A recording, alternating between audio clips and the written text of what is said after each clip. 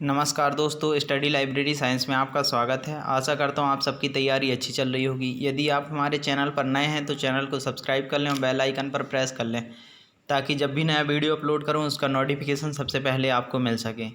जैसा कि आप सभी जानते हैं, इस चैनल में हम लाइब्रेरी से रिलेटेड जितने भी एग्ज़ाम होते हैं वो MCQ या वन लाइनर के थ्रू आपको करा रहा हूँ, जो कि एग्ज़ाम पॉइंट की दृष्टि से काफ़ी इंपॉर्टेंट है। तो यदि ये वीडियो आपको हेल्पफुल लगता है तो आप लाइक और शेयर करना ना भूलें।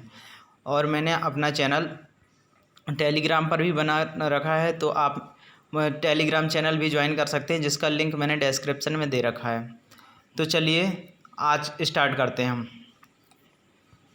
तो पहला क्वेश्चन है, लाइब्रेरियन डे कब मनाया जाता है? लाइब्रेरियन डे, तो लाइब्रेरियन डे 12 अगस्त को मनाया जाता है। तो ये मनाया क्यों जाता है? तो ये जो हमारे डॉक्टर रंगनाथन जी थे, तो उनके जन्म दिवस पर उनको सम्मान देने के लिए उस दिन हम लोग लाइब्रेरियन डे मनाते हैं। तो 12 अगस्त 1892 को अपने रंगनाथन जी का जन्म हुआ था, तो उन्हीं के उपलक्ष्य में हम लाइब्रेरियन डे मनाते हैं।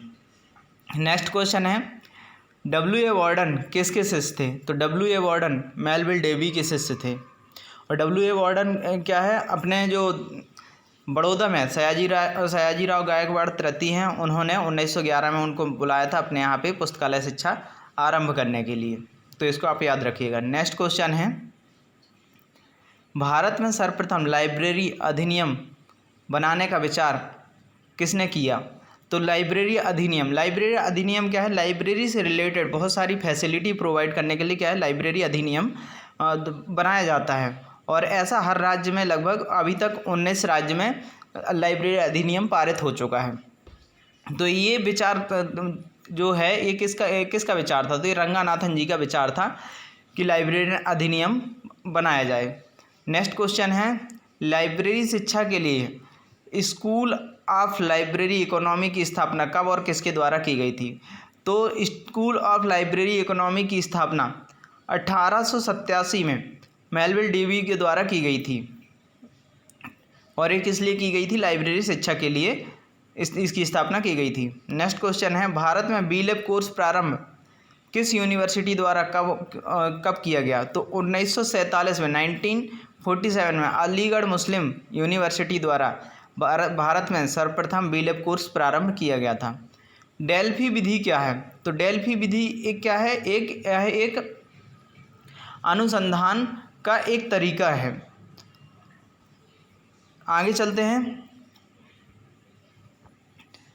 भारत में पुस्तकालय आंदोलन के जनक किसे माना जाता? तो पुस्तकालय आंदोलन के जनक ये सयाजी राव गायकवाड़ तृतीय को जाना जाता है। उन्होंने बड़ौदा में पुस्तकालय शिक्षा पर कोर्स प्रारंभ किया था। तो इसको आप याद रखिएगा। भारत में शिक्षा प्रारंभ करने के लिए बड़ौदा राजा द्वारा किसको बुलाया गया था? तो W.A. वार्डन को मैं पहले ही बता चुका हूँ, 1911 में बुलाया गया था।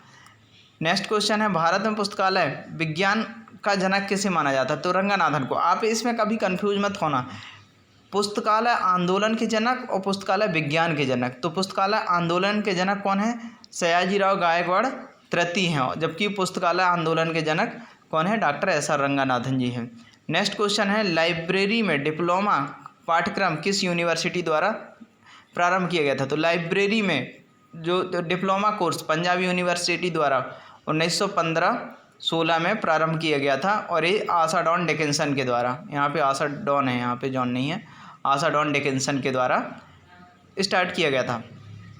नेक्स्ट क्वेश्चन है, भारत में लाइब्रेरी में रिफ्रेशर कोर्स किस यूनिवर्सिटी द्वारा स्टार्ट किया गया था और कब किया गया था? तो बड़ौदा विश्वविद्यालय द्वारा 1911 में। यही अपने सयाजी राव गायकवाड़ के प्रयास से, किनके सहयोग से?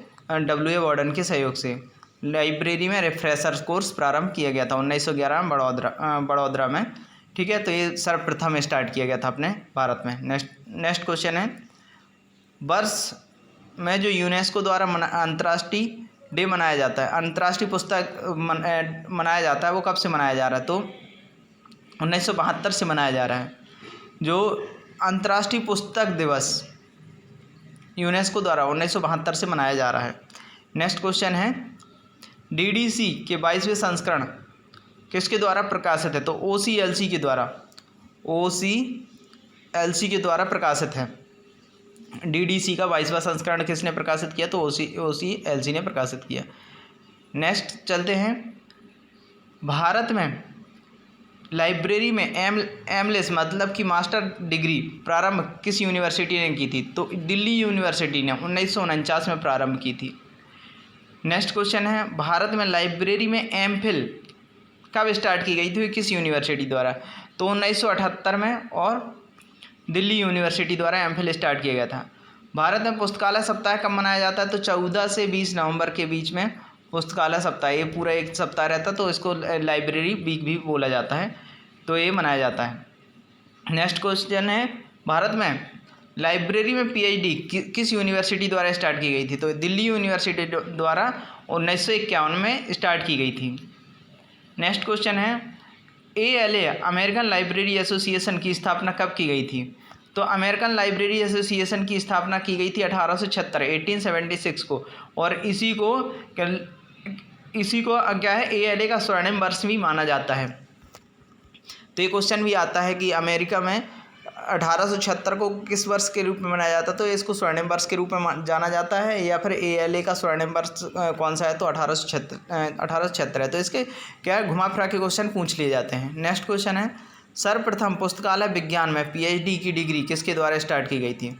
तो पुस्तकालय में PhD की डिग्री किसके द्वारा? तो मतलब सर्वप्रथम मतलब टोटल वर्ल्ड में पूछा जा रहा है ना। तो ये देखिए, सबसे पहले लंदन स्कूल ऑफ इकोनॉमिक द्वारा 1935 में public library service local government के द्वारा प्रदान की गई थी। तो ये वर्ल्ड की पूछा है कि सबसे पहले, तो ये लंदन स्कूल ऑफ इकोनॉमिक द्वारा 1935 में स्टार्ट की गई थी। ठीक है, चलते हैं नेक्स्ट। तो ये है, पूछा गया कि उद्देश्य से प्रबंध मतलब कि MBO किसके द्वारा शुरू किया गया था? तो MBO पीटर ड्रोकर के द्वारा शुरू किया गया था। नेक्स्ट क्वेश्चन है, पुस्तकालय विज्ञान की प्रथम पत्रिका लाइब्रेरी जर्नल, इसको याद रखिएगा, लाइब्रेरी जर्नल किसके द्वारा संपादित और शुरुआत की गई थी? तो मेलविल डेवी के द्वारा लाइब्रेरी जर्नल पत्रिका जो है उनके द्वारा संपादित और शुरू की गई थी। नेक्स्ट क्वेश्चन, मेलविल डेवी सबसे पहले किस जगह पर पुस्तकालय अध्यक्ष बने? तो ये कोलंबिया कॉलेज जो कि न्यूयॉर्क शहर के अंदर है, 1883 में सबसे पहले पुस्तकालय अध्यक्ष बने। नेक्स्ट क्वेश्चन है, बनारस हिंदू विश्वविद्यालय के अंदर लाइब्रेरियन डॉक्टर रंगनाथन कब से कब तक रहे हैं, मतलब लाइब्रेरियन के पद पर? तो 1945 से 1947 तक हिंदू विश्वविद्यालय में, बनारस हिंदू विश्वविद्यालय में ये क्या थे, लाइब्रेरियन के पद पर रहे हैं 1945 से 1947। नेक्स्ट क्वेश्चन है, रंगनाथन को पद्म श्री अवार्ड कब दिया गया? तो रंगनाथन को पद्म श्री अवार्ड दिया गया था 1957 में। नेक्स्ट क्वेश्चन है, शब्द को सूची के लिए नियम किसके द्वारा तैयार किया गया था? तो शब्द को सूची के लिए जो नियम थे वो CA कटर के द्वारा तैयार किए गए थे, तो इसको आप याद रखिएगा। नेक्स्ट क्वेश्चन है, वर्णनात्मक जानकारी प्राप्त करने के लिए एक उचित स्रोत कौन सा है? तो विश्वकोश जो है वर्णनात्मक, विश्वकोश में क्या होता है, आप वर्णनात्मक जानकारी आप प्राप्त कर सकते हैं। चलते हैं नेक्स्ट देखते हैं, प्रलेखन में अपने महत्वपूर्ण योगदान के लिए नोबेल पुरस्कार से सम्मानित कौन है? तो प्रलेखन में हेनरी ला फाउंटेन को नोबेल पुरस्कार प्रलेखन के लिए दिया गया था। फॉरमैंगटन योजना किसके साथ जुड़ा है? फॉरमैंगटन योजना किसके साथ जुड़ा है? तो फॉरमैंगटन योजना पुस्तकालय सहयोग से जुड़ा हुआ है। नेक्स्ट क्वेश्चन है, भारत में यूनेस्को की मदद से मॉडल पब्लिक लाइब्रेरी कौन सी स्थित है? तो मॉडल पब्लिक लाइब्रेरी जो है दिल्ली मॉडल पब्लिक लाइब्रेरी किसकी मदद से स्थापित हुई थी? तो यूनेस्को की मदद से स्थापित हुई थी। GUI का पूरा नाम बताइए? तो ग्राफिकल यूजर इंटरफेस, यहाँ पे नाम है, ठीक है, ग्राफिकल यूजर इंटरफेस GUI का फुल फॉर्म है। भारत में पेटेंट सूचना प्रणाली का कार्यालय कहाँ है? तो नागपुर में। भारत में पेटेंट सूचना प्रणाली का कार्यालय नागपुर में है। नेक्स्ट क्वेश्चन है, प्रलेखन में अनुसंधान पर अंतर्राष्ट्रीय सूचना प्रणाली ISO रेड कौन करता है? तो ये यूनेस्को के द्वारा किया जाता है। तो इसका सही आंसर क्या रहेगा? यूनेस्को रहेगा। नेक्स्ट क्वेश्चन है ISBD में कैटालॉग कोड के बीच क्या संबंध है। ISBD और कैटालॉग कोड के बीच क्या संबंध है। तो कोड कैटालॉग कोड ग्रंथ सूची विवरण में शामिल होंगे। कैटालॉग कोड ग्रंथ सूची विवरण में शामिल होंगे। चलते हैं नेक्स्ट। तो CRG खड़ा है, मतलब CRG स्टैंड फॉर, ठीक है। तो CRG क्या है, वर्गीकरण अनुसंधान समूह, मतलब कि क्लासिफिकेशन रिसर्च ग्रुप, इसका फुल फॉर्म है। नेक्स्ट क्वेश्चन है प्रेषक के लिए रिसीवर की प्रतिक्रिया पीठ के प्रसारण के रूप में जाना जाता है। तो किस पीठ के, तो प्रतिपुष्टि मतलब एक्नॉलेजमेंट के रूप में जाना जाता है। प्रोटोकॉल का क्या मतलब होता है। तो दो कंप्यूटर के बीच डाटा का आदान प्रदान, मतलब कि यहाँ प्रदान भी है, ठीक है, इसको याद रखिएगा, आदान प्रदान है ना। मतलब क्या हुआ कि उनके बीच में कम्युनिकेशन। प्रोटोकॉल जैसे कि कोई एक, जैसे बहुत सारी हर चीज़ के लिए एक प्रोटोकॉल फॉलो करना ज़रूरी होता है। तो यदि किसी दो कंप्यूटर के बीच में डाटा ट्रांसफ़र करना है तो प्रोटोकॉल फॉलो करना होता है। तो प्रोटोकॉल का वही मतलब होता है। नेक्स्ट है समग्र डाटा संचार प्रणाली को नियंत्रित करने वाले नियमों का एक सेट लोकप्रिय रूप है। तो प्रोटोकॉल वही कि मतलब डाटा संचार प्रणाली को नियंत्रित करने के लिए तो प्रोटोकॉल की ज़रूरत होगी, बनी बात है। तो नेक्स्ट क्वेश्चन है SR रंगानाथन द्वारा प्रतिपादित लाइब्रेरी साइंस के 5 कानून अनुसंधान के किस प्रकार के हैं। तो ये बुनियादी अनुसंधान के प्रकार के हैं। पांच सूत्र जो है बुनियादी अनुसंधान के प्रकार के हैं। Theory X and theory Y किसके द्वारा तैयार किए गए थे। तो डगलस M मैकग्रेगर भी इनको बोला जाता है। तो इसका सही आंसर रहेगा Douglas M McGregor. Banaras Hindu विश्वविद्यालय के अंदर लाइब्रेरियन कब से कब तक रहे हैं। तो फिर से क्वेश्चन रिपीट हो गया, 1945 से 1947 तक। नेक्स्ट चलते हैं। इनमें अब क्या है, फुल फॉर्म बताना है। तो स्लिप का फुल फॉर्म क्या हो सकता है। तो स्लिप का फुल फॉर्म है chartered institute of library and information professional. इसकी स्थापना कब हुई थी, 1908 में हुई थी। SCO नल का फुल फॉर्म क्या है। तो society of college national and university library. इसकी स्थापना कब हुई थी, 1950 में हुई थी।